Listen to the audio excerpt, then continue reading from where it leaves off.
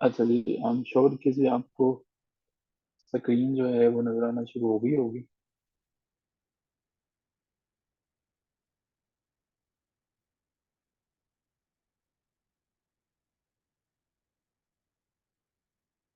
तो जब मुझे बताइएगा, कंफर्मेशन दीजिएगा कि स्क्रीन नजर आ रही है आपको, ताकि हम जो है यहाँ से आगे चलें। अच्छा जी। आज का जो हमारा फिलोसोफर है जिसे हमने डिस्कस करना है, वो हमारे पास कार्ल मार्क्स है। कार्ल मार्क्स जो है वो, मैं जैसा कि हमारा फॉर्मेट है कि हम कोशिश करते हैं कि जब भी हम बताएं तो एक कहानी की तरह जो है वो सब चीज़ों को समझने की कोशिश करें। पीएमएस के सिलेबस में हमारे पास Karl Marx is the person who is the next person. तो जरा इसको देखने की कोशिश करते हैं, डिटेल से समझने की कोशिश करते हैं कि who is this Karl Marx, क्या है कार्ल मार्क्स की थ्योरी, और क्या ये बंदा कहना चाहता है। कार्ल मार्क्स एक ऐसा बंदा था, एक ऐसा पर्सन था 1818 में। ये ना यहाँ पे मटेरियल मौजूद है, लेकिन मैं इसके लिए जो है वो ये सारे का सारा स्ट्रक्चर आपको समझाना चाहूंगा।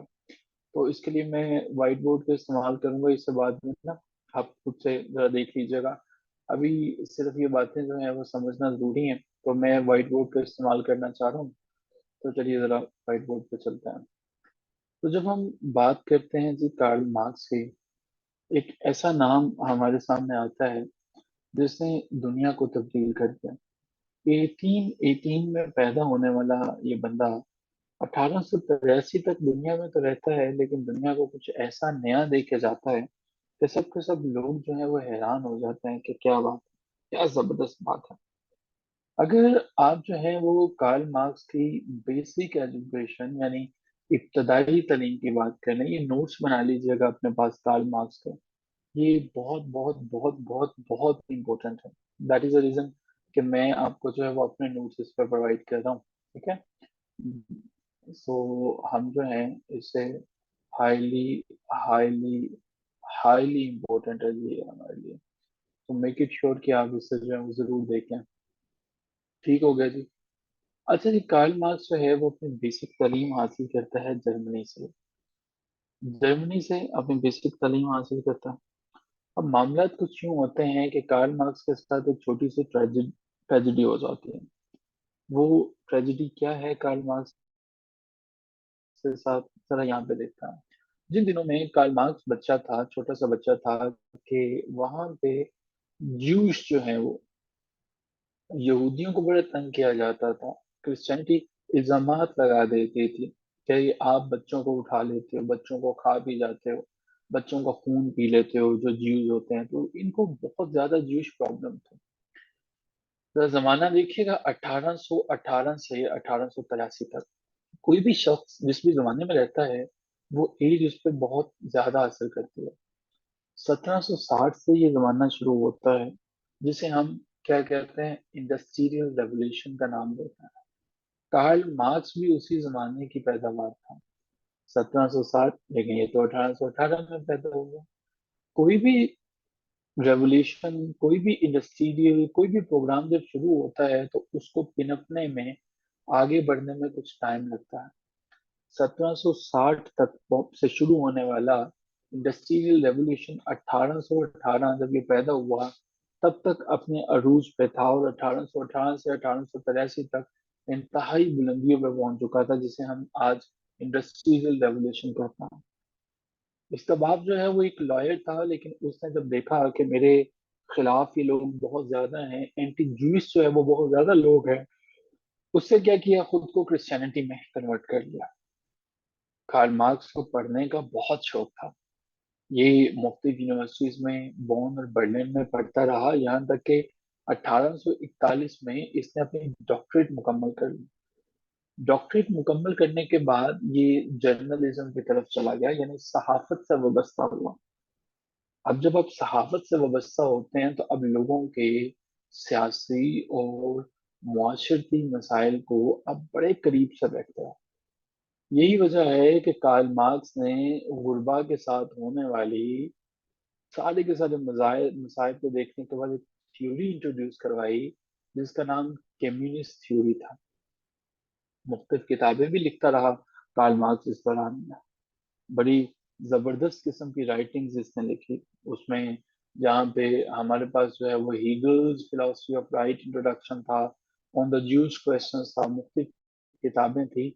एक किताब ऐसी थी जिसने कार्ल मार्क्स को जमीन से उठा के आसमान पे बिठा दिया, और वो थी द कम्युनिस्ट मैनिफेस्टो। इसके बाद इसने जो किताबें लिखी उसमें डैश कैपिटल था, जो कि 3 वॉल्यूम में पब्लिश हुई। पहली 1867, दूसरी 1875, और तीसरी 1894। ये हमारे पास डैश कैपिटल के 3 वॉल्यूम थे। इसका एक अच्छा खासा दोस्त भी बन गया जिसका नाम फ्रेडरिक एंगल्स था। एंगल्स के साथ मिलके भी इसने कुछ किताबें लिखी, यहाँ तक कि जब ये फोत हो गया तो इसका दोस्त एंगल ही था जिसने इसके काम को दोबारा से देखा और उस काम को एडिट किया 1894 वाले काम को। ये कुछ बेसिक बेसिक सी चीजें कार्ल मार्क्स के बारे में।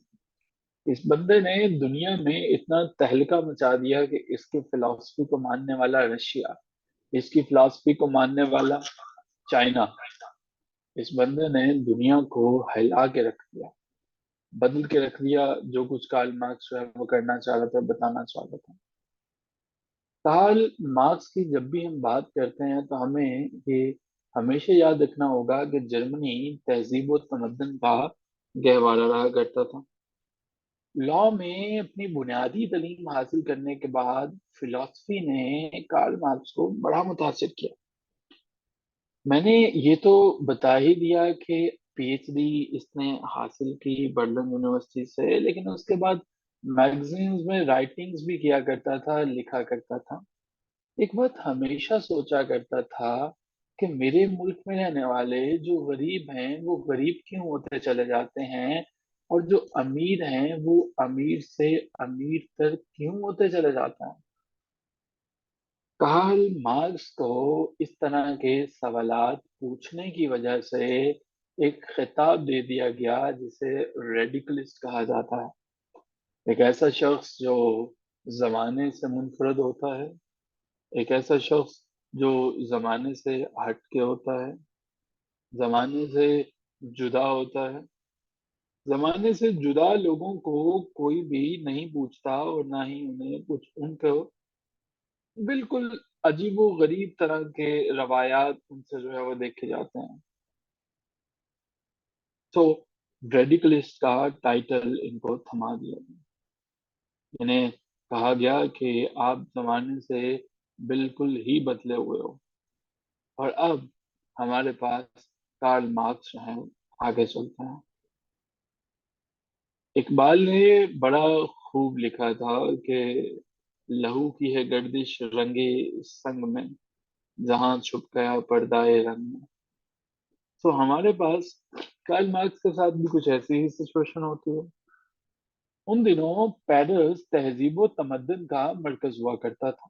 यानी जिस भी फिलोसोफर को, जिस भी राइटर को अपनी जान का मसला हुआ करता था, वो चला जाया करता था पेरिस में, और पेरिस में जाकर बना लेता था। रेडिकल ख्यालात जब आपके अंदर होते हैं, जो फिलोसोफर होता है, जो इंटेलेक्चुअल होता है, जो ऐसा राइटर होता है जो दूसरों से बिल्कुल हट के होता है, जुदा होता है, वो दूसरों से बड़ा छुप के रहता है, सुकून में रहना चाहता है। क्योंकि ऐसा होता है कि नहीं होता, जो राइटर दूसरों से बिल्कुल जुदा गाना होता है, सुकून से रहना चाहता है, वो कभी जो है वो जंगों में नहीं पड़ना चाहता। वो चाहता है कि मैं सुकून से जिंदगी गुजारूं, वो चाहता है कि मैं दूसरों से बिल्कुल हट के रहूं, वो पुरसकून जिंदगी गुजारना चाहता है। यही सुकून की तलाश कार्ल मार्क्स को पेरिस लेके आई, और यही अपने ख्यालात से मिलता जुलता एक बंदा इससे मिलता है जिसका नाम फ्रेडरिक एंगल्स था। यारों का यार, दोस्तों का दोस्त था, फ्रेडरिक एंगल्स। फ्रेडरिक एंगल्स इसी की तरह सोचता था, यानी सेम पेज पे दोनों की दोस्ती थी। फ्रेडरिक एंगल ने इसे बताया कि मुझे तो एक शोबा बहुत अट्रैक्ट करता है और वो है इकोनॉमिक्स। मुझे इकोनॉमिक्स यानी इकोनॉमी बड़ी बड़ी दिलचस्पी मेरे लिए पैदा करती है। कार्ल मार्क्स ने इन तमाम चीजों के बाद अपने इस दोस्त से मिलता, घंटों इकट्ठे स्पेंड किया करते थे, घंटों बैठा करते थे, और यहाँ तक के कुछ किताबें इकट्ठी लिख दी। उनमें से सबसे पहले द कम्युनिस्ट मैनिफेस्टो का नाम आ जाता है। कम्युनिस्ट मैनिफेस्टो लिखी तो 1845 में गई, लेकिन पब्लिश ना हो सकी। और बाद में जब कार्ल मार्क्स की डेथ होती है 1888 में, तब पोस्ट ह्यूमसली इसको पब्लिश करवाया जाता है। दूसरी किताब जिसको डैश कैपिटल के नाम से कहा जाता है, डैश कैपिटल के 3 वॉल्यूम पब्लिश होते हैं। पहला 1867, दूसरा 1875 और तीसरा 1894। ये जो तीसरे वाला वर्जन था, इसको इसकी डेथ के बाद फ्रेडरिक एंगल्स ने पब्लिश करवाया। अब दोनों के दोनों दोस्त कुछ चीजों में दिलचस्पी रखते हैं।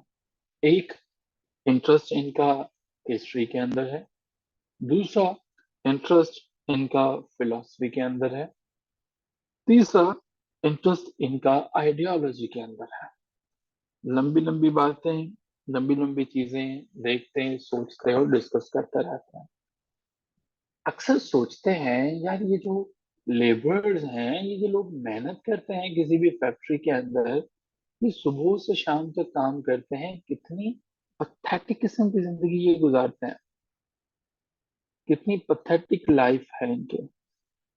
कितने ऐसे हैं कि जिनको शायद हमें इनकी जिंदगी को बेहतर बनाना चाहिए, हम खुद कुछ कर सकते हैं। अब की दफा ये इस मामले में सोचते हैं, यानी कि क्या वजह है कि अगर ये इमरान खान साहब की एक फैक्ट्री है, तो कल कल को इनकी 10 फैक्ट्रीज बन जाएंगी, लेकिन फैक्ट्री में काम करने वाला लेबर यानी मजदूर जो है वो आगे नहीं जाता। मार्क्स ने इन चीजों पर गौर किया। ये वही जमाना था जब इंडस्ट्रियल रेवोल्यूशन अपने अरूज पे थे। जब मैं इंडस्ट्रियल रेवोल्यूशन की बात करता हूँ, तो इंडस्ट्रियल रेवोल्यूशन ने जनाब आपके यूरोप को, जर्मनी को बदल के रख दिया था। ये एक ऐसी रेवोल्यूशन थी कि जिसके असरात दूर दूर तक महसूस किया गया। जो वही लोग जो पहले चरखे पे काम किया करता था, वही लोग सब की सब दुनिया को बदल के रख दिया इसने। देखो, 1760 से शुरू होती है, लेकिन 1840 तक पूरी तरतीब से पूरे अरूज पे चले जाती है। नई नई मशीनें इस्तेमाल होती हैं, इकोनॉमी इस्तेमाल होती हैं, फैक्ट्रियां लगती हैं, एग्रीकल्चर रेवोल्यूशंस आ जाती हैं, और सब वो होता है जो सोचा जाता है। दुनिया बदल जाती है, हैंड प्रोडक्शन से मशीनों पर चले जाती है। वो पहले किसी जमाने में बैलगाड़ियां थी, अब की दफा स्टीम इंजन आ जाता है। अब की दफा फैक्ट्रीज आना शुरू हो जाती हैं। कोई भी तहरीक जब चलती है, वो एक दिन का नतीजा नहीं होती, उस पे सदियां नहीं तो कम से कम साल साल जरूर लगते हैं। 18वीं सदी बनाने वाली ही इंडस्ट्रियल रेवोल्यूशन थे। तारीख गवाह है कि जब जब नए नए मसाइल आते हैं, नई नई सेंचुरीज, नई नई सदी आती हैं, तो वहां पे नए नए इश्यूज भी आते हैं। इन्हीं नए इश्यूज पे मैं कल एक किताब पढ़ रहा था, शाह वलीउल्लाह की। और शाह वलीउल्लाह की किताब थी, उनके हुज्जतुल बालिका के नाम से एक किताब थी। मैं पढ़ के हैरान रह गया कि शाह वलीउल्लाह इतनी डिटेल्ड स्टडी के कार्ल मार्क्स ने जितने आइडियाज दिए, शाह वलीउल्लाह अल्लाह के पहले थे, कार्ल मार्क्स से पहले के जमाने के थे, लेकिन वो सारे के सारे बातें वो कार्ल मार्क्स ने, जो कि उन्होंने पहले कर दी। शाह वलीउल्लाह 1703 में पैदा हुए और 1762 में चलेगा। और कार्ल मार्क्स तो कहीं बाद में आया, 1818 के अंदर। लेकिन यहाँ पे जो सारी की सारी बातें इसने की, वही बातें शाह वलीउल्लाह ने की। अब मसला क्या है? प्रॉब्लम ये है कि हम अपने लोगों को, लोकल पीपल को मानते नहीं।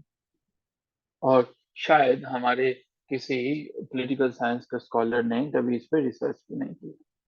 तो इसको जरूर देखें। शाह वलीउल्लाह जी ले लें स्क्रीनशॉट।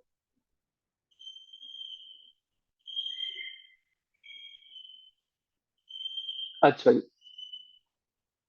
कार्ल मार्क्स ये कहा करता था कि यार कैसे मुमकिन है, याद रखिएगा कि दुनिया में द मोस्ट रीडेबल जो पर्सन है, जिसके ऊपर सबसे ज्यादा रीडिंग्स कंडक्ट होती हैं, ही इज कार्ल मार्क्स। सबसे ज्यादा पढ़े जाने वाला। ठीक है।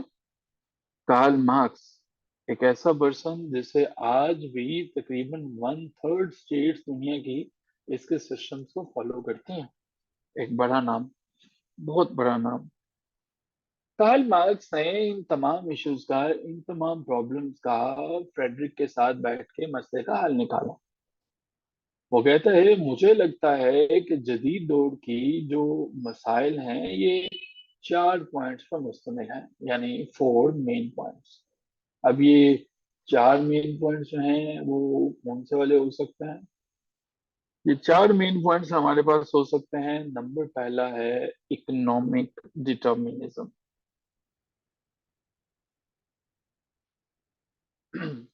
Economic determinism. देखो, कार्ल मार्क्स ने एक बात कही फ्रेडरिक के साथ। उसने कहा, देखो यार फ्रेडरिक, मुझे ये लगता है कि साला जिंदगी के अंदर ना हर चीज का, रियासत के लिए जिस भी चीज की वक़्त वैल्यू सबसे ज्यादा है वो कैपिटल है। कैपिटल, जिसे सरमाया कहते हैं।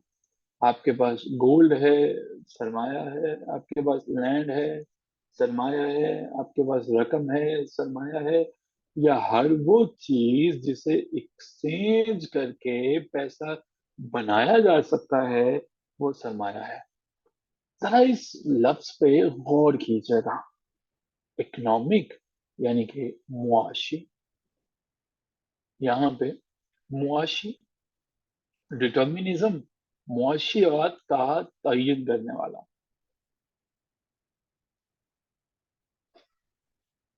उसने कहा कि दुनिया में अगर कोई चीज ऐसी है जो किसी रियासत के वजूद का तयन करती है, तो भाई वो मुझे लगता है कि इकोनॉमिक डिटर्मिनिज्म कैपिटल है।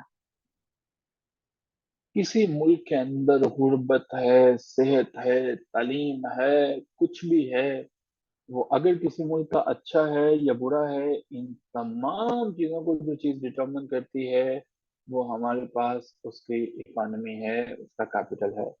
यहाँ तक बात क्लियर हुई आपकी? स्क्रीनशॉट ले लें। क्लियर है जी? समझ में आई है बात?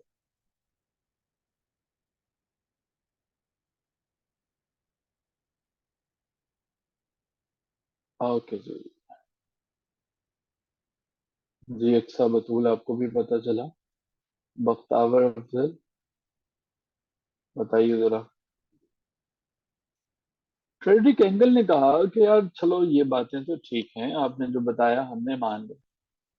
अब कहता है कि एक दूसरी बात जो है वो समझने की कोशिश करता हूँ। उसे कहा, मान लो कि यह हमारे पास एक मुल्क है, एक रियासत है।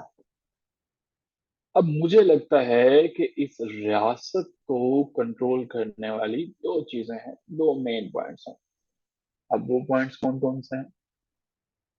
पहला पॉइंट, वो कहता है कि देखो, जब हम मुल्क की बात करते हैं तो किसी भी मुल्क के अंदर दो तरह के सिस्टम पाए जाते हैं। अगर मैं पहले सिस्टम की बात कर लूं, तो पहला हमारे पास जो सिस्टम है वो प्रोडक्शन होगा, जिसे हम एलिमेंट्स ऑफ प्रोडक्शन कह सकते हैं। जिसका मतलब ये है कि भाई किसी भी मुल्क में जो रियासत है उसके अंदर दो ही तरह से चीजें चलती हैं। एक वो ऐसे लोग होते हैं जो किसी चीज को प्रोड्यूस करता है। मान लीजिए, इसको मैं समझाने की कोशिश करता हूँ। मान लीजिए कि मुझे आपसे जो है, मैं आपसे कहता हूँ कि मुझे मैं मेरी एक अदद फैक्ट्री है, और वहां पे मैं क्या करता हूँ, मैं आपसे कहता हूँ कि मुझे पेन बनाना है या पेंसिल बनानी है। अब मैंने एक पेंसिल बनाने की कोशिश की। हम सब मिलके जो है वो पेंसिल बनाना चाहते हैं। मेरी एक अदद फैक्ट्री है जिसमें पेंसिल बनती हैं। अब पेंसिल बनाने के लिए मुझे तीन चीजों की जरूरत पड़ेगी। अब कोई भी चीज आप फर्ज कर लीजिए। पहले नंबर पे मुझे पेंसिल बनाने के लिए रॉ मटेरियल, यानी मेरे पास मटेरियल होना चाहिए। क्या वो मटेरियल मैं खुद से पैदा कर सकता हूँ विरासत में? खुद से मैं पेंसिल बनानी है तो प्लास्टिक में खुद से पैदा कर सकता हूँ, या मुझे परचेज करनी पड़ेगी, खरीदनी पड़ेगी? क्या लगता है, रॉ मटेरियल मुझे परचेज करना पड़ेगा या मैं खुद से उसे बना सकता हूँ? परचेज करना पड़ेगा। वेरी गुड इमरान, परचेज करना पड़ेगा। दूसरे नंबर पे ये मुझे बताएं कि वो जो मैंने एक जगह से मैंने रॉ मटेरियल खरीद लिया, प्लास्टिक खरीद ली। अब क्या वो खुद ब खुद ही जो है वो पेंसिलें बनना शुरू हो जाएंगी, या मुझे उसके लिए कोई टेक्नोलॉजी खरीदनी पड़ेगी, कोई मशीनरी उसके लिए खरीदनी पड़ेगी? यस और नो? मुझे परचेज करनी पड़ेगी टेक्नोलॉजी। यस, मुझे टेक्नोलॉजी परचेज करनी पड़ेगी। अगर मुझे एक दिन में कोई 10 से 15 हजार पेंसिल्स बनानी पड़ेगी, तो क्या वो मैं अकेला बनाऊंगा, या मुझे फिर लेबर्स को हायर करना पड़ेगा? क्या मुमकिन है कि अकेला बना सकूं? तो लेबर्स को हायर करना पड़ेगा। इन तमाम चीजों को उसने नाम दिया दूसरा, कि ये है point number two. Point number two का क्या मतलब हुआ? उसने कहा कि भाई ये है इकोनॉमिक फाउंडेशंस। मतलब कार्ल मार्क्स बातें समझ में नहीं आई, तो तुम क्या कहना चाहते हो? उसने कहा मैं समझाता हूँ, अभी तुम सिर्फ ये बातें समझ लो।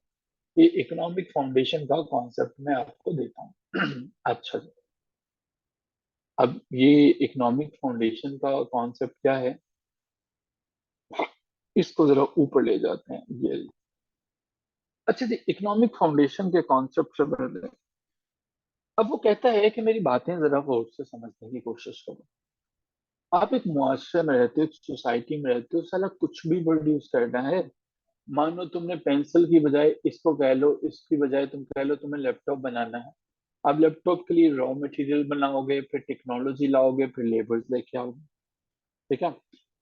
अब किसी भी मुल्क के अंदर दो ही तरह से वो मुल्क काम करेगा, या तो वो चीजें बाहर भेजना शुरू कर दे, या बाहर से मंगवाना शुरू कर दे। और मुल्क कैसे तरक्की करेगा, एक्सपोर्ट से या इंपोर्ट से? ज्यादा चीजें एक्सपोर्ट करेगा फिर तरक्की करेगा, ये ज्यादा चीजें इंपोर्ट करेगा तो तरक्की करेगा?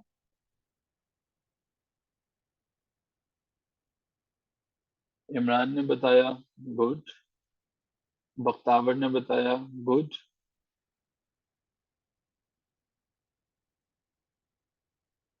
गुड। एक्सपोर्ट से। अब दूसरे नंबर पे एक और चीज कार्ल मार्क्स कहता है कि अगर ये बातें समझ में आ गई हैं तो एक बात और समझ लीजिए। वो बात क्या है? वो बात ये है कि भाई रिलेशनशिप दो तरह का होगा। अच्छा, मेरी फैक्ट्री है और उस फैक्ट्री में काम करने वाले लोग हैं। तो किस्सा मुख्तसर ये है, दो ही चीजें हैं। मैं टॉप पे बैठा है मुकेश अंबानी। अंबानी भाई बैठे हैं जिनके पास पैसा है, उनकी फैक्ट्री है। और नीचे सारे के सारे जो हैं वो लेबर हैं। वैसे अंबानी साहब सबको नचा रहे हैं, आपको पता है। क्या शाहरुख, क्या सलमान, क्या जो है रेहाना, क्या बिल गेट्स, क्या मार्क जकरबर्ग, सबको जो है वो उन्होंने इकट्ठा कर रखा है। तो वो कहते हैं कि भाई दो तरह के लोग पाए जाते हैं। एक टॉप के ऊपर है, जिसे आप जो है वो मिल ऑनर कहते हो, और दूसरे नंबर पे लेबर्स होता है। अच्छा भाई, ये बताना क्या चाहते हो, क्या कहना चाहते हो ये ओक्यू की बातें करके? वो कहता है मेरी बातें जरा गौर से समझो ताकि तुम्हें समझ में आ सके। मैं ये कहना चाहता हूँ कि जो अभी आजकल दौर है हमारा, यानी कि 18 18 वाली बातें हैं, इसमें हमारे पास पहला फैक्टर, पहली वो चीज जो कि किसी भी मुल्क की मईशत का डिटर्मिनेशन करती है, वो है इकोनॉमिक डिटर्मिनेशन। ये तो हमें पता चल गया कि रकम ही, कैपिटल ही सब कुछ है। दूसरे नंबर पे किसी भी जगह पे काम करने वाले दो तरह के ग्रोह होंगे। एक आपकी फैक्ट्री है, आपको रॉ मटेरियल चाहिए, आपको टेक्नोलॉजी चाहिए, आपको लेबर चाहिए। दूसरा मिल ओनर चाहिए, मिल ओनर होगा और वो लेबर्स को काम पे लगाएगा। अब मुझे एक बात बताइए जरा, इसका स्क्रीनशॉट ले लें, स्क्रीनशॉट ले लें इसका। हमारे पास जितने भी लोग हैं, जितने भी लोग एग्जिस्ट करते हैं, तो क्या मुकेश अंबानी का भी मैंने नाम लिया था, मुकेश अंबानी, उसके पास अगर वो पैसा ना अर्न करे, उसने कई कंपनियां बना रखी हैं, कई जो है वो जगहों पे वो बिजनेसेस करता है, तो आपको क्या लगता है कि उसके पास इतना पैसा है कि उसकी 50 नस्लें भी जो है वो बैठ के खाएंगी तो खत्म नहीं होगा? बिल्कुल ऐसा है। उसकी 50 जनरेशन, क्या पाकिस्तान में जरदारी साहब देख लीजिए। जरदारी साहब जो हैं वो क्या, वो उनका पूरा खानदान भी कुछ ना करे, कई कई साल तक ना करे, कई 100 साल तक ना करें, तो भी उनको जॉब करने की या कोई भी फैक्ट्री चलाने की जरूरत नहीं है। ऐसा ही है। यस और नो, ऐसा है। नवाज शरीफ साहब कभी ना कुछ करें, किसी पार्टी में ना आए, कभी कुछ ना करें, काम चलेगा? क्यों नहीं चलेगा? लेकिन फिर भी ये लोग काम करते हैं, फिर भी ये लोग काम करते हैं। जरदारी जो है वो लैंडलॉर्ड है, ठीक है। नवाज शरीफ साहब जो है वो उनकी शुगर मिले हैं, ठीक है। तो ये लोग काम क्यों करते हैं, यही बात वो बताना चाहता है। कार्ल मार्क्स कहता है कि ये थ्योरी जो है वो डार्विन ने दे दी थी। डार्विन ने कहा था कि वही बचेगा, सर्वाइवल ऑफ द फिटेस्ट। पैसे की इन लोगों को तलब रहेगी कि ज्यादा से ज्यादा स्ट्रगल करते रहेंगे। करते हैं ना स्ट्रगल, अभी भी पॉलिटिक्स में आते हैं और ज्यादा से ज्यादा स्ट्रगल करते रहते हैं, ठीक है। तो हमारे पास जो है वो चाहत क्यों सॉन्ग आता है जी, ऐसा ही है। तो ये स्ट्रगल क्यों करते हैं, ये स्ट्रगल क्यों करते हैं? ताकि ज्यादा से ज्यादा पैसा कमाने के लिए। तो भाई कार्ल मार्क्स कहता है कि ये अपना सरमाया बढ़ाने के लिए, कि मेरे पास survival of the fittest. Darwin ने कहा था कि एक जमाने तक जो है वो जिराफे को पता था कि भाई तभी बचूंगा जब ऊपर गर्दन कर करके जो है वो मैंने घास फूस खाऊंगा या पत्ते खाऊंगा। तो क्या हुआ, गर्दन लंबी होगी, सर्वाइवल ऑफ द फिटेस्ट, ठीक है। एक जमाने तक जो है वो बंदरों को पता चला कि भाई इसी तरह से होगा कि अगर छलांगे लगाने आएंगे, तो क्या हुआ, जंपिंग करना आ गई। इंसान को पता चल गया कि भाई इसी तरह से बचूंगा अगर जो है वो मौसम से लड़ने के हालात वाकयात का पता चलता है। तो ये लोग तो पैसा इसलिए कमाते हैं, और यही सारी की सारी बात है। तो अब वो ये कहता है कि भाई जब ये हम लोग एलिमेंट्स ऑफ प्रोडक्शन की बात करते हैं, उन तमाम की तमाम चीजों को जो है वो देखते हैं, तो ये लोग जो फैक्ट्री ओनर्स वाले हैं ना, फैक्ट्री ओनर्स हैं सारे के सारे लोग जो हैं, अब इन्होंने ये देखा कि भाई हमें तो अपने मुफाद के लिए ज्यादा से ज्यादा कैपिटल जनरेट करना है, ज्यादा से ज्यादा सरमाया जनरेट करना है। अब सरमाए को जनरेट करने के लिए क्या करेंगे, ठीक है। फॉर एग्जाम्पल मेरी एक फैक्ट्री है, मेरी एक फैक्ट्री है, और फैक्ट्री के अंदर ये बातें बड़ी अहम करने जा रहा हूँ, समझिएगा। मेरी एक फैक्ट्री है, 10,000 पेंसिल एक दिन में बनाती है। मैं चाहता हूँ कि वो 20,000 पेंसिल बनाना शुरू कर दे। तो उसके लिए मुझे किसकी सबसे ज्यादा जरूरत पड़ेगी? तीन चीजें थी ना आपके सामने, कौन सी चीज ऐसी थी जिसकी सबसे ज्यादा जरूरत पड़ेगी, कि जिसके बगैर मैं कुछ चीजें मैनेज भी कर लूं तो काम नहीं चल सकता? वो कौन सी होगी? रॉ मटेरियल, टेक्नोलॉजी, या लेबर्स? कौन सी चीज ऐसी है कि जिसके बगैर वो काम ही नहीं चल रहा? Very good, worker. इनके बगैर काम तो किसी के बगैर भी नहीं चलेगा, लेकिन लेबर्स सबसे इंपॉर्टेंट, तो हाथ होने चाहिए ना। मैं रॉ मटेरियल टेक्नोलॉजी लेके बैठा हूँ, नहीं करेगा। अब मुझे अपना कैपिटल बढ़ाना है, और मुझे क्यों कैपिटल बढ़ाना है, अगर अपना बताएं मुझे। मुझे अपना सरमाया बढ़ाना है, क्यों बढ़ाना है?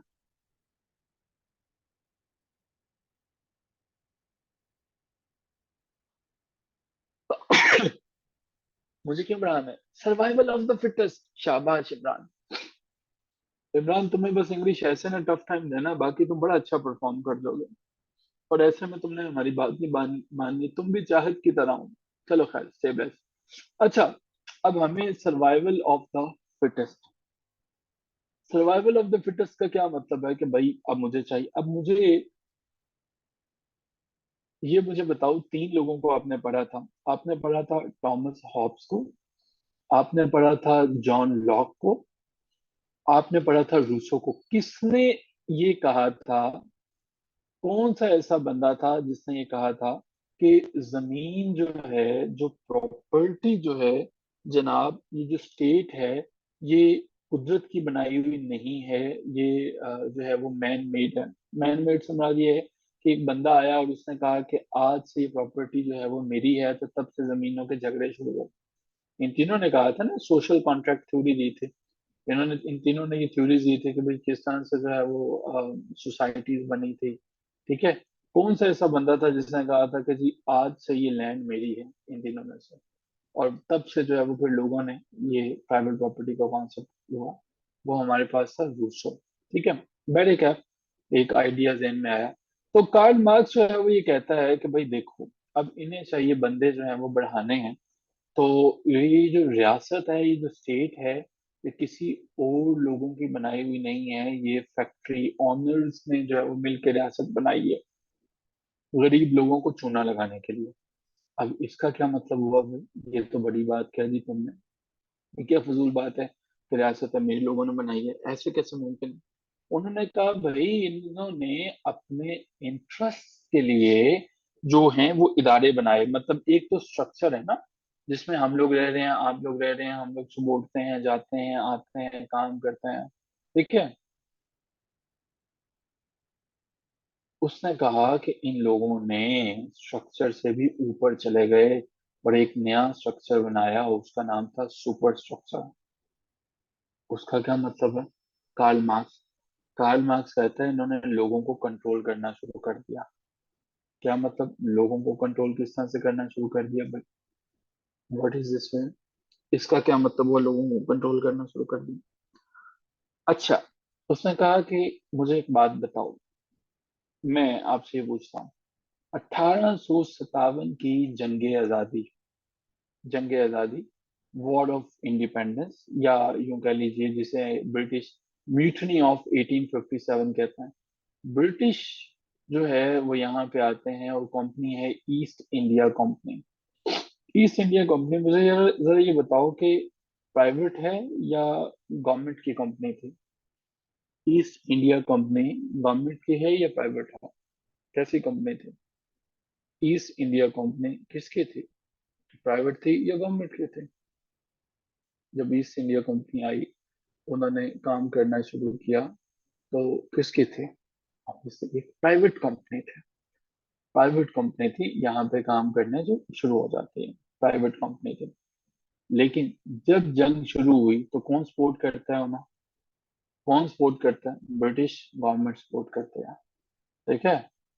ब्रिटिश गवर्नमेंट सपोर्ट करती है, इसका मतलब ये है कि गवर्नमेंट हमेशा जो है वो ऑनर्स को सपोर्ट करेगी, ऑनर्स को सपोर्ट करेगी।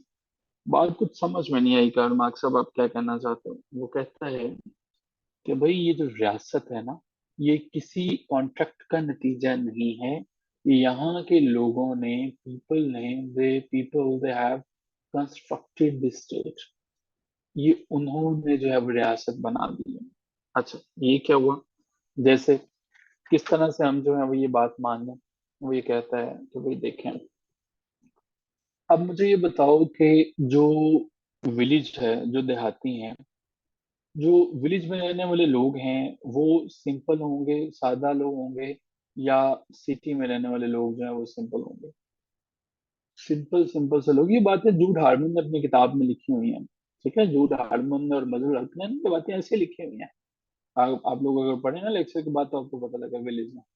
तो क्या ये एक इत्तेफाक की बात है कि आज से सदियों पहले, हजारों साल पहले भी देहाती सादा थे, शहरी जो हैं वो मॉडर्न थे?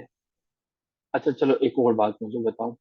अच्छा मुझे ये बताओ कि ज्यादातर बाबों पे, तोहम परस्ती पे, उर्सों पे जाने वाले विलेजेस होंगे या सिटीजन होंगे? तो उड़स आ गया बाबा जी का, तो अब हमने जाना है, विलेजेस जाएंगे या सिटीजन जाएंगे? हाँ जी, विलेजेस जाएंगे। क्या ये महज एक इत्तेफाक की बात है? अच्छा चलो और देखो, फैशनेबल लोग ज्यादा कहाँ पे पाए जाएंगे, विलेज में या सिटी में? जो ज्यादा फैशन करेंगे वो कहाँ पे होंगे? सिटी में। क्या ये भी एक इत्तेफाक की बात है? अच्छा ये बताओ, ज्यादा एजुकेटेड लोग कहाँ पे पाए जाएंगे, विलेजेस में या सिटीजन सिटी में? सिटी में। ठीक, कुछ ना कुछ गलत है ना, कुछ ना कुछ गड़बड़ है। Yes sir, no? कुछ कुछ है यहाँ पे, कुछ प्रॉब्लम है, समथिंग इज देयर।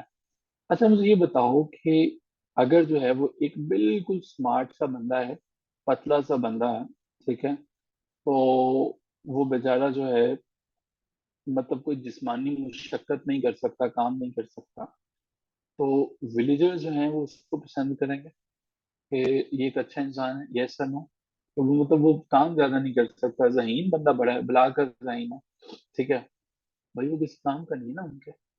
और इसी तरह से एक बंदा है, डोले शोले उसके बड़े हैं, मजबूत बड़ा है, लेकिन उसको कंप्यूटर शम्प्यूटर नहीं चलाना आता, कुछ भी नहीं करना आता, तो सिटी वालों के लिए वो बंदा काम का है? नहीं है। तो भाई बात ये है कि समथिंग इज रॉन्ग। इसका मतलब ये है कि कार्ल मार्क्स कहता है ये ऑनर है, ये मालिक है, जो आपके ख्यालात तक बदल देता है। इसका मतलब क्या हुआ? अगली ये जो बातें हैं, ये सारी की सारी चीजें जो है वो क्लियर करने जा रही हैं। वो कहता है कि मेरी बात सुनिए, समझिए, मूड ऑफ प्रोडक्शन के ऊपर फोकस करें। वो कहता है मान लीजिए कि आप जो है कैपिटल अर्न करना है ना, कैपिटल अर्न करना है, कैपिटल अर्न करना है, आपके पास जो है वो एग्रीकल्चरल लैंड है, एग्रीकल्चरल लैंड है, यहाँ से कैपिटल अर्न करना है। और दूसरे नंबर पे कैपिटल जो है वो अर्न करना है, और इस दफा हमारे पास क्या है, इस दफा जनाब हमारे पास जो है वो एग्रीकल्चरल लैंड नहीं है, एक फैक्ट्री मौजूद है। ठीक है, फैक्ट्री मौजूद है। मुझे बताओ कि दोनों में काम करने के लिए जो मुझे लेबर चाहिए, एक जैसी लेबर चलेगी या मुख्तलिफ होनी चाहिए? मेरे पास एग्रीकल्चर लैंड है और फैक्ट्री है, एक जैसे लोगों को मैं हायर कर लूँ तो काम चलेगा? क्यों अक्सर? क्यों अनिला? काम चलेगा, एक जैसे लोग मैं दोनों तरफ चला सकता हूँ, कि वही मेरी फैक्ट्री में भी काम करने और वही उधर भी मेरे पास आ सके, काम करें? नहीं चलेगा। अच्छा, अब इसका मतलब ये है, अब ऐसा क्यों है? जो नए नए ब्रांड्स हैं, देखो, जो नए नए ब्रांड्स आ जाते हैं, मतलब कपड़े का नया ब्रांड है, वो बताइए अपने सिटीज में आउटलेट ओपन करेगा या विलेजेस में ओपन करेगा? कहाँ पे ओपन करेगा, सिटीज में या विलेजेस में? सिटी में ओपन करेगा ना यार। अच्छा, अब मुझे ये बताओ कि इसका मतलब ये है कि जब आप सिटीज में जाते हो, तो वहां पे आप अगर किसी से पूछो कि फॉर्मर्स हैं, तो वहां पे आपको फॉर्मर्स जो है वो नहीं मिलेंगे, ठीक है। अच्छा, किसी ने जो है वो लिपस्टिक लगाई, मेकअप किया, विलेजर्स उसको ऑकवर्ड समझेंगे या सिटीजन समझेंगे? ठीक है, विलेजर्स समझेंगे या सिटीजन समझेंगे कि यार ये कितने लिपस्टिक या फैशनेबल बंदा या बंदी है, इसने जीन्स पहनी हुई है। अच्छा जनाब, इसका मतलब ये है कि इकोनॉमी को सब वो कंट्रोल करता है। क्या कंट्रोल करता है? वो बताना ये चाहता है कि भाई ये बातें जो हैं, ये जो सिस्टम है, दरअसल ये सरमायादाराना निजाम है, अभी तक जो चल रहा है। ये हम जिस मुआशरे में रहते हैं, ये कैपिटलिस्ट सोसाइटी है, एक ऐसी सोसाइटी है जिसने लेयर्स बना दिए आपके ऊपर। लेयर्स क्या बनाई है? ये रियासत जो है ना, जो स्टेट है, ये फैक्ट्री ओनर्स ने मिलके बनाई है। फैक्ट्री ओनर्स मिलके इस जो है वो स्टेट को बनाता है, और इसको जो है वो नाम देता है सुपर स्ट्रक्चर का। यही बात है जो कि यहाँ पे उसने मेंशन की है, सुपर स्ट्रक्चर। सुपर स्ट्रक्चर क्या है? बेस। अब ये मॉडल समझ लो जरा। देखो, दुनिया में दो ही चीजें होती है ना, आप जिस जगह पे मौजूद हो, ये जो जमीन आपके नीचे है ना, वो आपकी बेस है। पता है, कहते हैं सर जी मेरी बेस कमजोर है, मुझे इन कॉन्सेप्ट का नहीं पता, मुझे बेस कमजोर है। ठीक है, बेस क्या है? अब ये फर्क समझ लेना इस डायग्राम में। देखो, बेस से मतलब ये है कि वो तमाम चीजें जिनसे आप चीजें पैदा करते हो, प्रोड्यूस करते हो। अब देहातों में चीजें पैदा करने के लिए कैपिटल अर्न करने वाली चीजें मुख्तलिफ होंगी, सिटी में चीजें पैदा करने वाली चीजें मुख्तलिफ होंगी। यानी बेस मुख्तलिफ होगी। मैंने जैसा कि बताया कि मकसद पैसा कमाना है, मकसद कैपिटल अर्न करना है। देहात में अगर कोई पैसा अर्न करना चाहता है तो वो एग्रीकल्चर लैंड से कमाएगा, सिटी में कमाना चाहता है तो वो फैक्ट्री से कमा सकता है। अच्छा, दोनों जगहों पे बेस मुख्तलिफ है लेकिन मकसद एक है, ये बात क्लियर हुई। दोनों में मीन्स ऑफ जो है वो प्रोडक्शन, मोड ऑफ प्रोडक्शन मुख्तलिफ है लेकिन मकसद एक है कि दोनों ने कैपिटल अर्न करना है। ठीक है, कैपिटल अर्न करना है। अब कार्ल मार्क्स से बात करता है कि भाई देखो, तो एक तो होगी बेस, कि ये जो अमीर लोग हैं ना, जो ऑनर्स है ना, मालिकान है, वो इधर हिट करते हैं सुपर स्ट्रक्चर पे। एक तो मुआशरा है जिसमें मैं और आप रह रहे हैं, उसमें बेस है क्या है, हम सब लोग काम करते हैं, टूल्स हैं, मशीन है, फैक्ट्रीज हैं, काम करते हैं, किसी ना किसी के लिए काम कर रहे होते हैं, और वो क्या है, वो हमें सैलरी पे कर रहा होता है, ये एक बेस है। ठीक है। अब ये क्या है कि हमारे ऊपर कोई ना कोई मालिक भी तो मौजूद है, हमारा कोई ना कोई ऑनर भी तो मौजूद है। अब वो ऑनर क्या करता है, वो ऑनर्स आपस में मिलते हैं और वो कहते हैं कि यार, अगर मुझे जो है कल कलाम को इन तीनों में से पैसा तो मैंने कमाना है, पैसा तो मैंने कमाते रहना है, पैसा अगर मैंने ना कमाया तो सारे का सारा काम धरा का धरा रह जाए ना, सर्वाइवल ऑफ द फिटेस्ट। मुझे तो सब फिट रहना ना, सब पैसा कमाना ज्यादा से ज्यादा। अब वो कहता है कि अगर इसमें से एक तबका ये कहे कि भाई हमने काम ही नहीं करना, आपके पास ये भी मौजूद है, ये भी मौजूद है, तो क्या आप तरक्की कर सकते हो? लेबर्स काम करने पे मजबूर ही नहीं, वो कहते हैं मैंने नहीं, काम ही नहीं करना। ठीक है, तो क्या मतलब, तरक्की कर सकता है कोई? नहीं कर सकता। अच्छा यार, एक बड़ी सिंपल सी बात है। मैडम अनिला, गवर्नमेंट स्कूलों में तालीम बिल्कुल मुफ्त है? जरा बताएं हमें। बिल्कुल फ्री में एजुकेशन जो है वो दी जाती है बच्चों को वहां पे?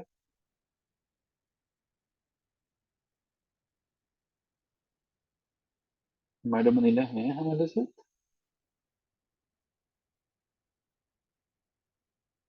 मैडम अनिला मुझे लगता है कि कहीं चाय शाय पीने जा रही हैं। अच्छा। नो नो सर, अच्छा, आई एम हेयर। मैं टाइप कर रही थी, मैंने देखा नहीं। हाँ, तो क्या बिल्कुल मुफ्त है तालीम उनके लिए? नहीं सर, 20 रुपए लिए जाते हैं, फरोगे चले, तलबी फंड। नॉमिनल, नॉमिनल यस है सर। 20 रुपए से क्या होता है, 20 रुपए से तो बेचारे कुछ भी नहीं कर सकते ना। लेकिन या तालीम पैसे, पैसों के लिए तो नहीं कर रहे हैं ना वो, बिल्कुल। पैसे 20 से तो क्या होता है। अच्छा, अब मुझे या ये बताएं कि वो जो बच्चे हैं उन पे इन्वेस्ट पैसा कौन कर रहा है, उन पे पैसा कौन लगा रहा है बेसिकली? ये जो गवर्नमेंट। टीचर सैलरी है ये सब कुछ गवर्नमेंट दे रही है ना आप लोगों को? Government yes sir. सैलरी दे रही है, सबके सब ऑफिसर्स को गवर्नमेंट दे रही है, आपको दे रही है, टीचर्स को दे रही है। बदले में मुझे ये बताएं, आप लोग जो बच्चे पैदा करते हो वो कहाँ पे जाके सर्व करते हैं? मेजोरिटी प्राइवेट सेक्टर में जाके सर्व करती है या गवर्नमेंट सेक्टर में सर्व करती है मेजोरिटी? जी, बाकी भी बताएं, मैडम जिल्ला से नहीं पूछा, बाकी सब भी बताएं कि जो मेजोरिटी है वो कहाँ पे जाके सर्व करती है, प्राइवेट सेक्टर में या गवर्नमेंट सेक्टर पे? क्यों अच्छा, बतूल साहिबा, बख्तावर ने बताया यस। तो भाई, फायदा किसका हुआ? प्राइवेट सेक्टर का हुआ या गवर्नमेंट सेक्टर का हुआ? गवर्नमेंट ने तो बहुत नॉमिनल सी जॉब दी ना भाई। ठीक है, तो फायदा तो प्राइवेट सेक्टर का हो रहा है ना यार। तो यहाँ पे समझने की जरूरत है। तो गवर्नमेंट क्या पागल है, पैसा लगाई जा रही है, पैसा लगाई जा रही है, जबकि फायदा तो प्राइवेट फैक्ट्री वालों का हो रहा है। कुछ कहानी के तालमेल पता चलने शुरू हुए, समझ में आना शुरू हुआ कि पैसा तो डॉक्टर्स हैं, एमबीबीएस डॉक्टर्स गवर्नमेंट बना रही है, एमबीबीएस डॉक्टर्स के ऊपर इतना खर्चा कर रही है, लेबोरेटरीज बनाए, स्कूल्स कॉलेजेस बड़े बड़े इदारे बनाए, लेकिन वो गवर्नमेंट के इदारों में तो सर्व नहीं कर रहे, गवर्नमेंट के तो इदारे वैसे ही तो बाहर हैं। तो किसका फायदा हुआ? फायदा हुआ प्राइवेट फैक्ट्री ओनर्स का। तो ये कार्ल मार्क्स कहता है कि भाई, ये लोग जो हैं इन्होंने बेसिकली रियासत अपने फायदे के लिए बनाई हुई है। इन्होंने ना सिर्फ रियासत अपने फायदे के लिए बनाई है, लेकिन और इन मजदूरों को, अगर ये मजदूर कहते हैं कि हमने तो काम नहीं करना है भाई, हमें तो वी आर नॉट सेटिस्फाइड, तो इन लोगों को दबाने के लिए। अब देखें ना, किसी ने एमए किया, किसी ने एमफिल किया, तो उससे क्यों कहते हैं कि आए जी आपसे सैलरी निगोशिएट करेंगे? भाई उसने 16 साल 18 साल तालीम हासिल की है, उसको सीधा सीधा 1-1.5 लाख रुपए का पैकेज हो, लेकिन उसको 25-30 हजार पे क्यों रखने की कोशिश करेंगे? वजह क्या है? क्योंकि सुपर स्ट्रक्चर ने चीजें कंट्रोल कर रखी हैं। सुपर स्ट्रक्चर क्या है? देखें जी, हमारे पास मीडिया कंट्रोल में है, पॉलिटिक्स कंट्रोल में है, सारे की सारी जो है वो मजहब जो है वो रिलीजन है, अगर वो करेंगे तो अल्लाह ताला की जात जो है वो सब्र का हुक्म देती है। तो मतलब मजहबी एफिलिएशन के अलावा आप अभी कार्ल मार्क्स के पर्सपेक्टिव से देखें, आप अपने मजहब हमारा जो भी है उसके पर्सपेक्टिव से नहीं देखेंगे, कार्ल मार्क्स की बात हम कर रहे हैं। वो कहता है कि फिर जी मौलवी बताएगा कि जनाब ये सब्र करना सीखें, अपने इमाम की जो है वो कदर करें, ठीक है, कोई बात नहीं, अल्लाह ताला के साथ सब्र करने वालों के साथ हैं। फिर फिर उसके बाद जो है वो कल्चर बताएगा कि जी बॉस जहाँ पे मिले बॉस की कदर करनी चाहिए, कि जो है वो इसने आपको जॉब दी हुई है, फैमिली कहेगी कि नहीं ये करना गलत है, ऐसा नहीं करना चाहिए, मीडिया बताएगा कि अपने जो है वो मालिकान के खिलाफ जो है वो आपको नहीं जाना चाहिए, लॉ बताएगा कि अगर आप एहतजाज करेंगे तो हम आपको कंट्रोल करेंगे, पॉलिटिक्स बताएंगे कि हमने जो है वो प्राइवेट सेक्टर में इतनी नौकरियां दे दी हैं, ये है वो है, आपको एजुकेशन जो है वो बताएगा कि सारी की सारी चीजें किस तरह से आपने जो है वो चलनी है। तो हमारे पास जो है ये सिचुएशन चलती है, और जब ये सिचुएशन चलेगी तो इसका मतलब ये है कि अब हमें पता चलेगा कि कोई एक स्ट्रक्चर है जो हमारे स्ट्रक्चर से भी ऊपर है, और वो सुपर स्ट्रक्चर कहलाता है। और जब हम सुपर स्ट्रक्चर की बात करेंगे तो इन लोगों को वो कंट्रोल करेगा। अब देखो, मुलाजमीन हैं, लोग हैं, अ, अब मुझे बताओ कि कम से कम सैलरी का तयन कौन करता है कि आपकी जो है वो आज से मजदूर की सैलरी जो है वो 32,000 होगी, कौन तयन करता है? गवर्नमेंट या फैक्ट्री ओनर? कौन कहता है कि आज से मजदूर की सैलरी 32,000 महीना होगी, आज से जो है वो इसकी सैलरी 35,000 महीना होगी? कौन ऐलान करता है सरकारी सतह पे? हर साल बजट में कौन ऐलान करता है?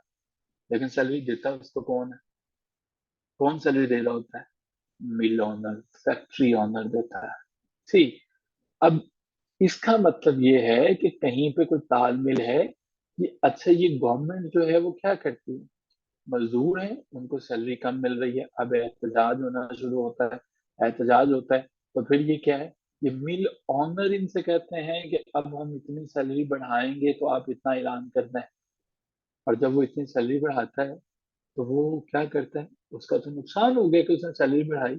नहीं, उसका नुकसान नहीं हुआ। अब वो उसने पैसे बचाने हैं। अब वो कैसे पैसे बचाएगा? दो तरह से वो पैसे बचाएगा। अगर गवर्नमेंट ने फॉर एग्जाम्पल पहले उसने 30,000 देता था, अब उसने कहा जी मैं 32,000 रुपया दूंगा सैलरी, अब वो क्या करेगा? अब उसके पास जो है वो सैलरी तो ज्यादा होगी, लेकिन बंदे उसके पास है, पहले उन बंदों को दे रहा है फॉर एग्जाम्पल डेली बेसिस पे 1,200 रुपया एक दिन का जो है वो दे रहा है। फिर इसने देखा कि मेरे पास तो जो है वो सीवीज बहुत ज्यादा आ गई हैं। इसने कहा कि भाई बात यह है कि मैं 1,200 की बजाय मैं सिर्फ जो है वो 1,000 रुपया ही अदा कर सकता हूँ, करना है करो, नहीं करना तो ना करो। अब एक मजदूर है, घर चला जाएगा, ऑब्वियसली उसको तो नुकसान है, तो वो क्या करेगा? वो कहेगा कि ठीक है मैं इसको कर लेता हूँ। या दूसरी तरफ से वो पैसे बचा सकता है कि रॉ मटेरियल जो है वो अगर पहले अच्छी क्वालिटी का था, अब जो है वो यहाँ पे क्वालिटी को घटिया कर देगा, ठीक है।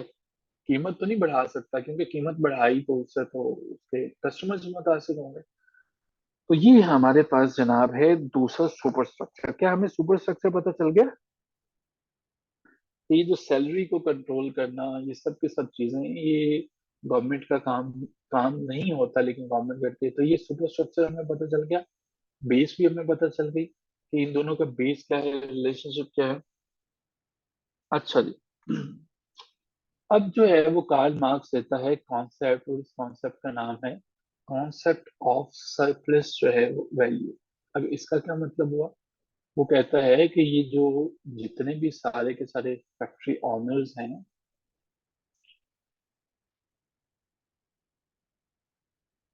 ये जो सारे के सारे लोग हैं, ये बहुत क्लेवर हैं। देखिए, कार्ल मार्क्स फैक्ट्रीज के खिलाफ था। इस निज़ाम को कहते हैं कैपिटलिज्म। कैपिटलिज्म किसे कहते हैं? सरमायादाराना निज़ाम को। सरमायादाराना निज़ाम का क्या मतलब है? एक ऐसा निज़ाम जिसमें जिसके पास सरमाया है, कैपिटल है, वो ज्यादा से ज्यादा हो जाएगा। अच्छा देखो, एक कैपिटल है, आपके पास जो है वो 1 लाख रुपया पड़ा है, और वो 1 लाख रुपया आपने बैंक में रख दिया। बैंक में आपने रख दिया, बैंक कहता है कि जी मैं आपको जो है वो प्रॉफिट दूंगा 20.5% का है। ठीक है। अब इस्लाम को फिलहाल के लिए हम सब कार्ल मार्क्स को डिस्कस कर रहे हैं, सूद है सही गलत वो हम चीजें भी डिस्कस नहीं कर रहे, अभी सिर्फ इसको देखेंगे। अच्छा मुझे ये बताएं कि एक जो है वो साल के बाद इस बंदे के पास जो पहले 1 लाख था, अब 1,20,500 हो गया। ठीक है। तो सरमायादार का जो है वो माल बढ़ा, तो जिसके पास पैसा था वो पैसा और ज्यादा हो गया, और जिसके पास पैसा नहीं था वो और कम हो गया, वो बेचारा बत्ता चला गया। कार्ल मार्क्स कहता है कि तुम लोगों ने मुआशरे का बेड़ा गर्क करके रखा हुआ है, और इसलिए जो है वो मैं तुम सब लोगों के खिलाफ हूँ। कहता है तुम लोगों ने सरप्लस वैल्यू का कॉन्सेप्ट उसने दिया, उसने कहा कि भाई क्या है, कि अब ऑनर है वो कहता है मुझे तो ज्यादा से ज्यादा पैसा चाहिए, मुझे कमाना है। ठीक है। बॉस है वो कहता है नहीं मैं इससे भी ऊपर जाऊंगा, मैं इससे भी ऊपर जाऊंगा। अब वो क्या करना चाहते हैं, अब वो एक्स्ट्रा मनी के चक्रों में लगा रहता है। ठीक है। अब मुझे एक्स्ट्रा मनी कमानी है। एक्स्ट्रा मनी कैसे कमा सकते हो, दो ही तरह से कमा सकते हो। या तो रॉ मटेरियल में डंडी मारना शुरू कर दो। ठीक है। निकम्मा 2 नंबर माल लगाना शुरू कर दो, या जो लेबर्स हैं उनकी तनख्वाहें कम कर दो। ठीक है। अब मुझे बताओ कि रॉ मटेरियल में भी अगर जो है वो डंडी मारी, यहाँ पे भी अगर क्वालिटी को इंफीरियर किया, तो अल्टीमेटली तो नुकसान उस प्रोडक्ट का हुआ। क्या ख्याल है, दोनों में से किसको करना आसान है? लेबर्स की कसीर तादाद हमारे पास मौजूद है, ये हमारे पास जो है वो एम्पल क्वांटिटी मौजूद है। तो यहाँ पे पहले मैं इनको 1200-1200 रुपया दे रहा हूँ, अब अगर मैं इनको 1000 दे दूँ तो भी बंदे मेरे पास नए आ जाएंगे। ठीक है। बंदों के जो है वो पीछे बहुत बड़ा ढेर लगा हुआ है। तो मैं क्या करूंगा, रॉ मटेरियल जो है उसको कम करूंगा, या मैं इनकी सैलरी को कम करूंगा? आपके ख्याल में कौन सा काम बेहतर है?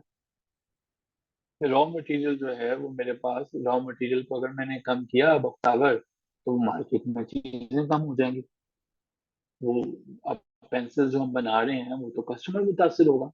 कंपटीशन भी तो मौजूद है ना, कोई और भी तो है जो कि सर्वाइवल ऑफ द फिटेस्ट के लिए काम कर रहा है। तो इसका मतलब ये है कि हम लेबर्स को जो है वो कम करेंगे। ठीक है। हम लेबर्स जो है वो इनकी सैलरी को कम करेंगे। वो क्यों कम करेंगे? भाई पीछे है ना, अपने गवर्नमेंट के इंस्टीट्यूशंस तो मौजूद हैं। गवर्नमेंट के इंस्टीट्यूशंस क्या कह रहे हैं, धड़ाधड़ डिग्रियों वाले बंदे पैदा किए जा रहे हैं, डिग्रीज वाले बंदे पैदा कर रहे हैं। क्यों क्यों? उन्होंने तो आके इनको सपोर्ट करना है। भाई इसलिए तो उनसे कहा जाता है कि कम से कम सैलरी में आज हम लोग जो है वो तुम्हें 30 से 35 हजार रुपये जो करते हैं। उस बंदे को जो डिग्रियां होल्डर था उस बेचारे को हायर करना शुरू कर दिया। अच्छा इसका मतलब ये है concept of surplus value.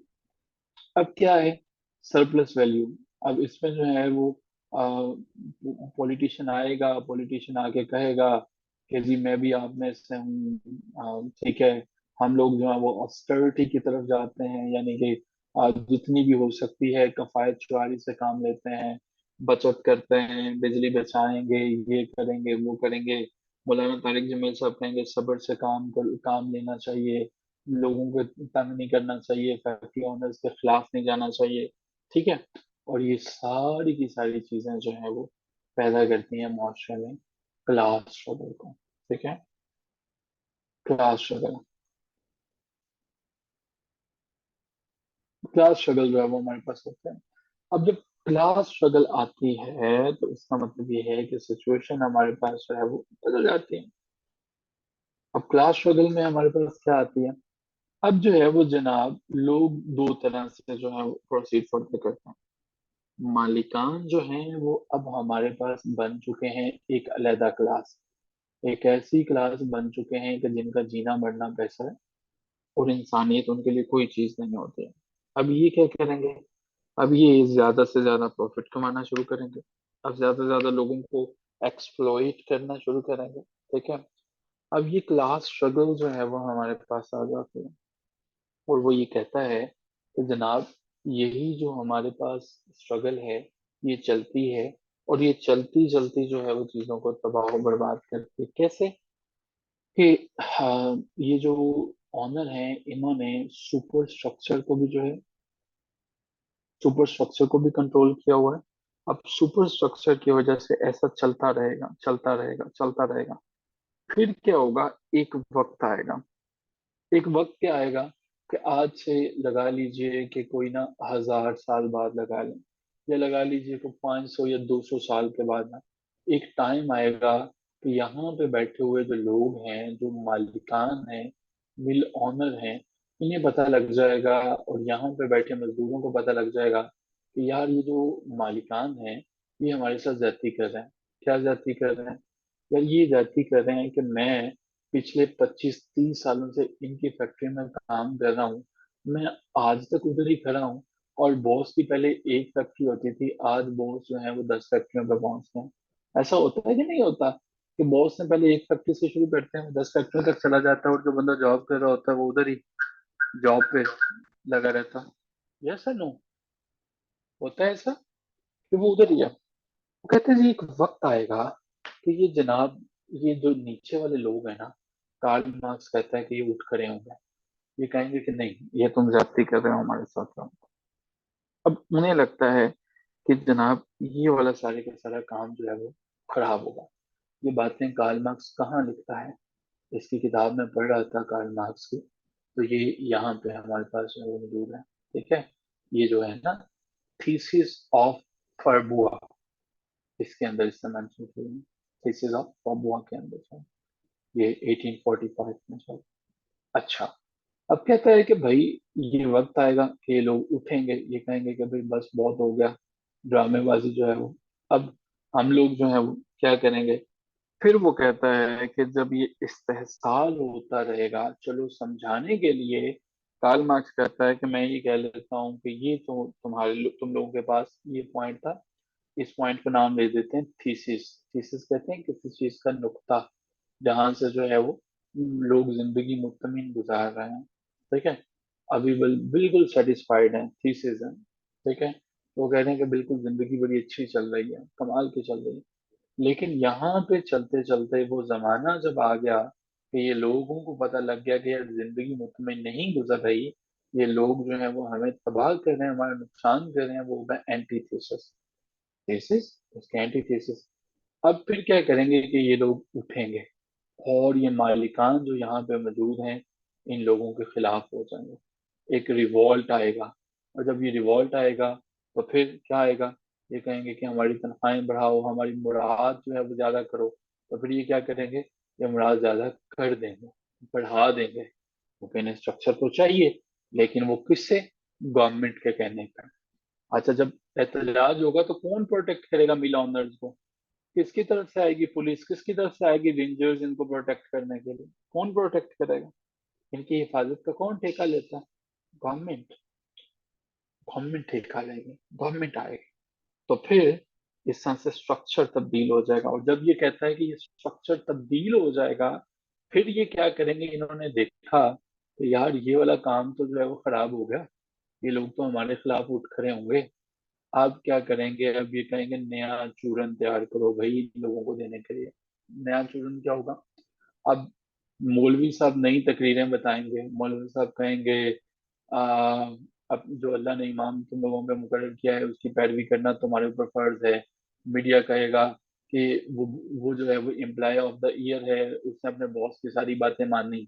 Media ये बताएगा कि उसको फॉरेन ट्रिप मिल गया, उसने अपने बॉस के जो है वो साथ रहा। इस तरह से वो इन लोगों के अंदर नई चीजें इंजेक्ट करना शुरू कर देंगे, इनका एक्सप्लॉयटेशन बढ़ती चली जाएगी। Thesis, antithesis. इन लोगों की जब एक्सप्लॉयटेशन बनती जाएगी, उसको एक चार्ट से वो बताता है, और वो चार्ट ये है हमारे पास। ठीक है, ये है जी। पहले सोसाइटी थी कि जब वो कहता है मुआशरा बना, तब कोई ऐसे ऐसा थोड़ी था जैसा मुआशरा आज है। वो मुआशरा था, अनऑर्गेनाइज सोसाइटी थी। कंफ्लिक्ट हुआ, इन लोगों ने देखा जिंदगी गुजार रहे थे, फिर इन्होंने कहा ये अनऑर्गेनाइज सोसाइटी के खिलाफ उठ खड़े हुए लोग, उन्होंने मिलजुल के एक एम्पायर बना ली कि यार एक रियासत बनाते हैं। रियासत में लोग अमन से जिंदगी गुजार रहे थे, फिर कंफ्लिक्ट हुआ, लोग लड़ना शुरू हुए। फिर उन्होंने क्या किया? इन लोगों पे कंट्रोल करने के लिए कुछ अमीर लोग आ गए, उन्होंने कहा भाई हम तुम लोगों के दरमियान जब भी कभी कोई कुछ गलती होगी फैसला कर देंगे। फिर इन लोगों से बॉर्जिस बॉर्जिस आ गए, लैंड ओनर्स, मालिकान, जालिम किस्म के, जिन्होंने हर चीज पर कब्जा कर लिया। फिर उन्होंने कहा यार सबसे बेहतरीन तो जमहूरियत है, तो तुम लोगों को जमहूरियत ना दे दें, तो इन्होंने जमहूरियत दे दी। अब क्या हुआ, जमहूरियत से प्रोलिटेरियट जो है वो बनता चला गया। ठीक है। और अब प्रोलिटेरियट से हमारे पास आ जाते हैं जनाब डेमोक्रेसी और कैपिटलिज्म। ठीक है। अब प्रोलिटेरियट का क्या मतलब होता है, जब हम प्रोलिटेरियट कहते हैं इसका क्या मतलब होता है, डू यू नो? लैटिन से निकला हुआ। ठीक है। एक ऐसा बंदा जो वेज अर्नर होता है, जो काम करता है, ठीक है, लेबर्स के तौर पर काम करता है। तो बेसिक डेमोक्रेसी ने जब कन्फ्लिक्ट हुआ तो यहाँ से प्रोलिटेरिएट हुए, और प्रोलिटेरिएट से जो है वो फिर हमारे पास कैपिटलिज्म आ गई। अब ये हमारे पास वो कहता है, कार्ल मार्क्स कहता है कि भाई ये थीसिस एंटी थीसिस तो चलता रहेगा। ठीक है। अब ये लोग जो है वो इंडस्ट्रीज में काम करने वालों का इस्तेहसाल होगा। तो अब अगर कार्ल मार्क्स कहता है कि मैं ये हल बताना चाहता हूँ कि ये रुकेगा कैसे, ये हमारे पास स्टेट है, ये है, फिर ये है, तो ये तो ज्यादा ही खराब होगा, ये। अब कहता है कि अगर इसको रोकना है भाई, तो अब की दफा इसका हल यही है कि ये जो टॉप पे बैठे लोग हैं ना, इन लोगों को अब की दफा ओवरथ्रो कर दो, खत्म कर दो। प्राइवेट प्रॉपर्टी का कॉन्सेप्ट, ये जो कहते हैं कि ये जमीन मेरी है, ये मेरी है, ये जमीन मेरी वाला जो कॉन्सेप्ट है ना, ये खत्म कर दो। कोई किसी की जमीन नहीं है, जमीन सारी की सारी जो है वो गवर्नमेंट की है। ठीक है। वो कहते हैं एक वक्त आएगा, एक ऐसा फिर आएगा, एक ऐसा मुआशरा बनेगा जो स्टेट लेस सोसाइटी होगी। ठीक है। स्टेट लेस, जिसमें कोई मिल ऑनर नहीं होगा, कोई किसी किस्म की क्लास नहीं होगी, कोई मजहब नहीं होगी।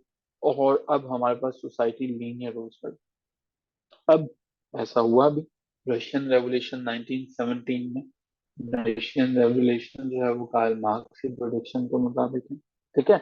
इसके अलावा फ्रेंच रेवोल्यूशन जो है वो, ठीक है, वो कि फ्रेंच रेवोल्यूशन उससे बहुत पहले हुई, 1789 में हुई, इसकी डेट ऑफ बर्थ से पहले। लेकिन पहले क्या, रेवोल्यूशन जो है वो मौजूद है 1917 की। तो अब हमें ये पता चलता है कि भाई कैपिटलिज्म को वो कहते हैं अगर आपने बदलना है, तो बदलने के लिए जरूरी है कि भाई इसको टॉप पे बैठे मिलियनर को हमेशा के लिए खत्म करो और क्लास लेस सोसाइटी बनाओ, जिसमें कोई क्लास ना हो, और जिसमें जो है वो सबके सब लोग फिर अमन से सुकून में रहें।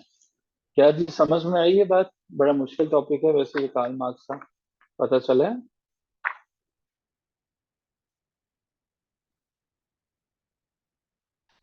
अच्छा जी, हमारे ना सिलेबस में प्लेटो है, अरिस्टोटल है, मैकियावेली है, हॉब्स, लॉक, रूसो, मार्क्सिज्म। दो रह गए हैं हमारे पास जो हैं वो, जो वेस्टर्न पॉलिटिकल स्कॉलर्स हैं, लेनिन रह गए और माओइज्म रह गए हैं। तो ये अगली क्लास में इंशाल्लाह हो जाएगा। तो उसके बाद हम मुस्लिम पॉलिटिकल थॉट में चलेंगे। ठीक है। और ये जो हमारे पास कॉन्सेप्ट हैं, आई एम श्योर कि हम जो है वो एज सुन एज पॉसिबल इनको कवर कर लेंगे। अभी तक जो अपडेट्स हैं, पीएमएस जो है वो अगस्त के अंदर हमें पता चल रहा है। अल्लाह करे कि ऐसे ही हो। लेकिन हम कोशिश करेंगे कि मई तक अपने सिलेबस को वाइंड अप करना। लें जी, I have tried my level best कि जो है वो क्लास कंडक्ट कर सकें। वो कि मेरा इस दफा ना जो बोर्ड था वो, दैट वाज वेरी स्वीयर। यार इमरान, एक तो आपने पहले भी क्लासेस ली थी, लेकिन आप सबसे ज्यादा कॉन्शियस हो, मैं बड़ा खुशी होती है मुझे ये देख के ना। आपने, और आई थिंक जुनेद साहब ने ना आपको पूरी सीरीज भी भेजी हुई है उसकी। अलबत्ता फिर भी हमारे पास जो है, मैंने इससे शायद पहले भी आपको कम्युनिकेट किया था कि फ्राइडे वाले दिन हमारे पास पाकिस्तान अफेयर्स की जो है वो क्लास है 5 PM to 7 PM। ठीक है। तो हालांकि आपने रिवीजन करनी है, लेकिन फिर भी आप सबसे ज्यादा परेशान है। चले, अच्छी बात है, पहले क्या ये रिवीजन है आपकी, आपके पास आई थिंक उन्होंने लेक्चर सारे के सारे भेजे भी हुए हैं आपको, तो आप उनको भी एक दफा देखना चाहो तो देख सकते हो। लेकिन ये जो एस्पिरेंट्स हमारे हैं, बाकी सब इनके साथ जो है वो, आप भी उसको ऑब्वियसली उसमें पार्ट होंगे। 5 PM to 7 PM से हमारी क्लास उसमें चलेगी फ्राइडे वाले दिन, पाकिस्तान अफेयर्स की। और ये हमारे पास डिटेल्स है। अच्छा जी, जो अगला हमारे पास है, ठीक है, ग्रेट हो गया। चलें। ठीक है जी, thank you so much everyone. हमारी एक ठीक है, बल्कि इस पे स्क्रीनशॉट ले लिए होंगे आप सबने। Thank you so much everyone. खुदा हाफिज।